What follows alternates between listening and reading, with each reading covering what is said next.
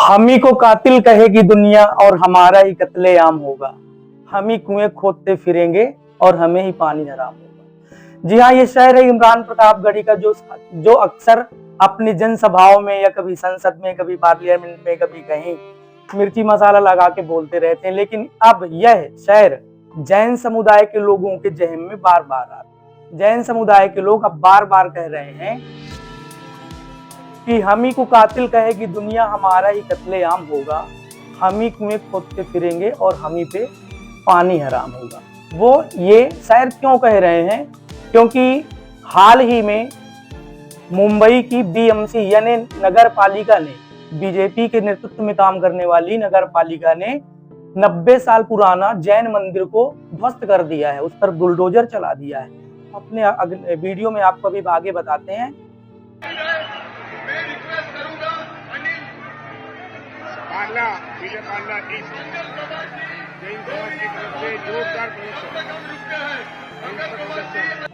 लेकिन जब से यह जैन समुदाय का 90 साल पुराना मंदिर तोड़ने का खबर या मुद्दा उठा है, तब से पूरे देश में फिर से माहौल गर्म हो गया है। विपक्ष को अच्छा खासा मौका मिला है, वो तरह तरह से बीजेपी को ट्रोल कर रही है। विपक्ष कह रहा है कि बीजेपी मंदिरों की दुश्मन है, वहीं बीजेपी मंदिरों की राजनीति करके लगातार केंद्र और कई प्रदेशों में सरकार स्थापित करके रखी है। और वहीं बीजेपी के ऊपर यह आरोप लग रहे हैं कि बीजेपी मंदिरों की कभी हितैषी नहीं है। सोशल मीडिया के सभी प्लेटफॉर्म में, खासकर एक्स में यानी ट्विटर में, लोग कहते हैं कि बीजेपी, नरेंद्र मोदी की बीजेपी सरकार गुजरात में 50 से अधिक मंदिर तोड़ी थी। वहीं बनारस को स्मार्ट सिटी बनाने के नाम पर भी सैकड़ों मंदिर तोड़ी है। और अब 90 साल पुराना जैन मंदिर, दिगंबर जैन मंदिर भी तोड़ दिया गया।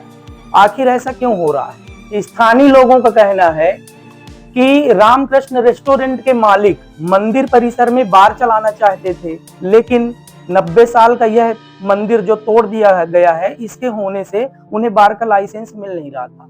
इसलिए वो मुंबई की बीएमसी यानी नगर पालिका से मिली भगत करके पुराने मुद्दे खोजते हैं और उसको गिराने के लिए पूरी तैयारी कर लेते हैं।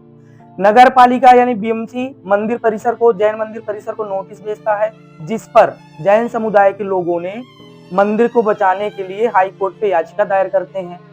याचिका दायर हो गई 17 अप्रैल को, याचिका पे सुनवाई होनी थी। लेकिन वहीं कानून का भय और संविधान कानून को एक साइड में रखते हुए बीएमसी ने एक दिन पहले यानी 16 अप्रैल को ही 90 साल पुराने मंदिर पर बुलडोजर चला देती है और उसे नष्टो नबूद कर देती है।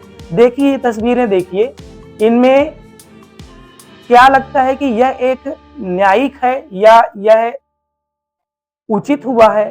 ट्रोल तो करेंगे ही विपक्ष, उनका काम है ट्रोल करना, क्योंकि आप काम ही ऐसा करते हो।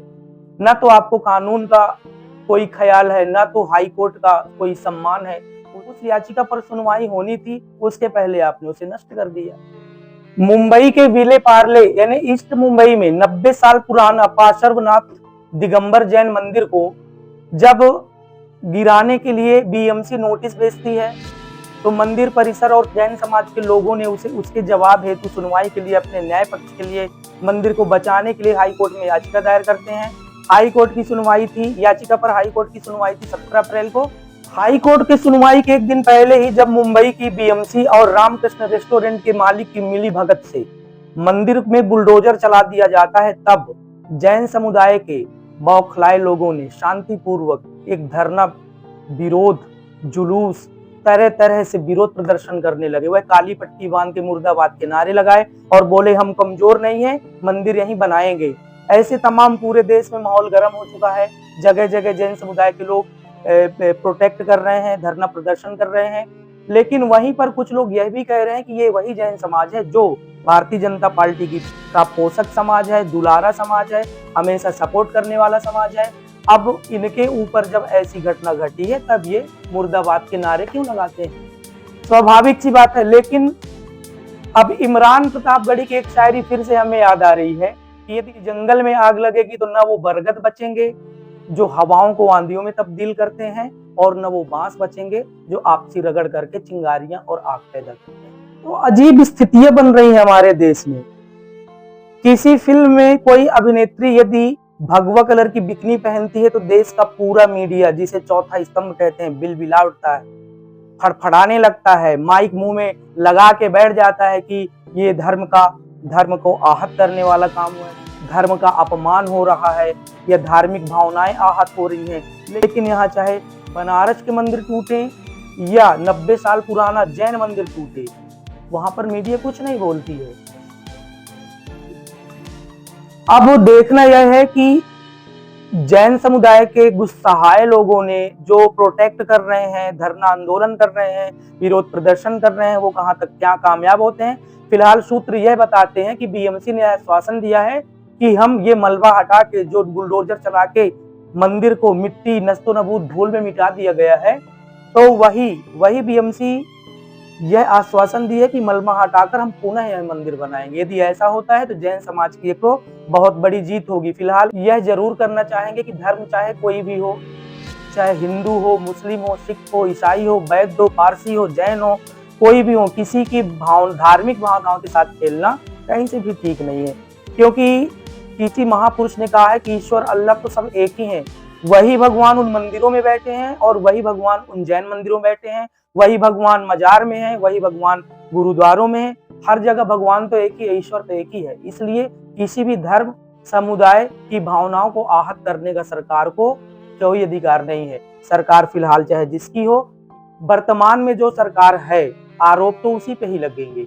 और ये हम नहीं, यह पूरा देश कह रहा है, पूरा सोशल मीडिया कह रहा है, पूरा समाज कह रहा है कि ये कहीं से भी ठीक नहीं, ये घिनौना काम है और इसकी निंदा इसलिए की जा रही है। दोस्तों, सोचने वाली बात है कि यदि स्थानीय लोग यह बार बार कह रहे हैं सोशल मीडिया में, एबीवीपी की साइड में, सोशल मीडिया की कई साइडों में यह बयान आ रहा है स्थानीय लोगों का कि मुंबई की बीएमसी ने, नगर पालिका ने यह घिनौना काम रामकृष्ण रेस्टोरेंट के मालिक के कहने पर किया है। सोचिए, इतना बड़ा किसी एक व्यक्ति के कहने पर, किसी निजी व्यक्ति के फायदे नुकसान के लिए, किसी निजी व्यक्ति के फायदे नुकसान के लिए करोड़ों लोगों की भावनाओं को आहत करने का काम यदि किया जा रहा है, तो इससे बड़ी शर्म की कोई बात नहीं है। फिलहाल हम अपने वीडियो में इतना ही बोलना चाहेंगे और आपसे उम्मीद करेंगे कि हमारे कमेंट बॉक्स में आप अपनी राय दें।